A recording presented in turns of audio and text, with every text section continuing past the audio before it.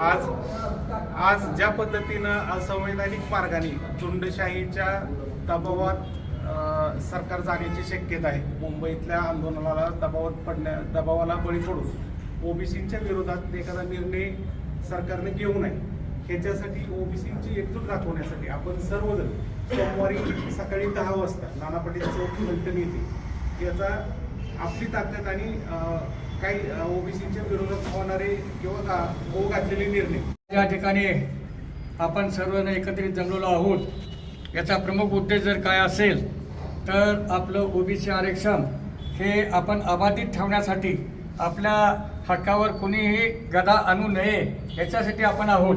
आपला कोणालाही विरोध नाही।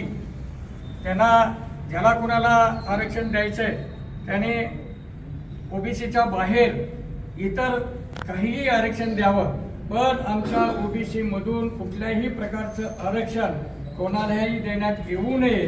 आणि यासाठी आपण जनजागृती आणि सरकारला या ठिकाणी जाब विचारण्यासाठी, समाजाला जागृत करण्यासाठी आपण सर्वजण या ठिकाणी एकत्रित आलेलो आहोत। धन्यवाद। जय ज्योती, जय क्रांती, जय ज्योती, जय क्रांती। ओबीसी एकजुटीचा विजय असो, ओबीसी एकजुटीचा विजय असो। जय ज्योती, जय क्रांती। पुण्यश्लोक अहिल्यादेवी होळकरांचा विजय असो, पुण्यश्लोक अहिल्यादेवी होळकरांचा विजय असो।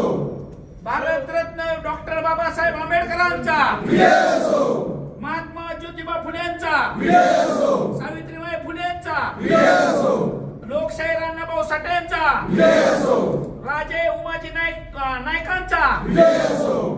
छत्रपती शिवाजी महाराजांचा विजय असो, छत्रपती शिवाजी महाराजांचा विजय असो। दादा फोटो घेऊन